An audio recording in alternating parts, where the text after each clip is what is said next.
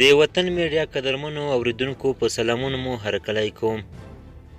روسیې د طالبانو پلوي وکړه او امریکا ته یې سخت ګواښ وکړ. دوستانو ویډیو را سره تر پای وګورئ. که چیرته مو زموږ چینل نوی سبسکرایب کړی چینل هم د سره سبسکرایب کړئ.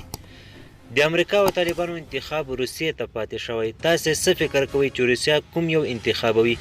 کله چې افغانستان کې جمهوریت واکمن و نو روسیه څو ځله د امریکا لوري پر دې تورنه شوه چې د طالبانو ملاتړ کوي او د جګړې اور ته پوکی ورکوي، خو روسیې ښه مهال دا خبره رد کړې وې.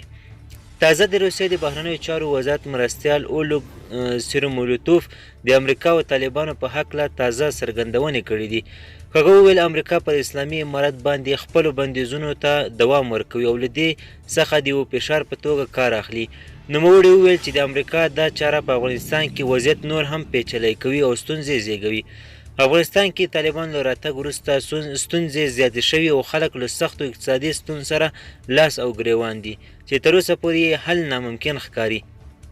د روسیې د ډیپلومات وویل امریکا د دې پر ځای چې خپله پړه او ناکامي ومني او پر تېروتنو اعتراف وکړي، پر افغانستان فشارونه زیاتوي او په دې توګه له نشهیي موادو او ترهګرۍ سره مبارزه شاته پرېښودل کیږي. روسیې هر وخت د امریکا او طالبانو له منځه طالبان انتخاب کړي دي. روسیې تازه په تازه امریکا په افغانستان کې پر زیاتو تېروتنو باندې تورنه کړې او ویلي دي چې د هېواد په دې توګه د ترهګرۍ سره او مخدره موادو سره مبارزې کې ټګي برګي کوي.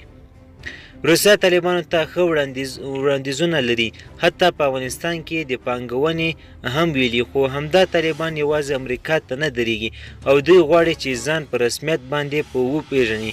خو امریکا پر طالبانو باندې تور پورې کړی چې طالبان خپلو ژمنو ته وفادار نه دي او یوازې خپلو اهدافو ته ځانونه رسوي.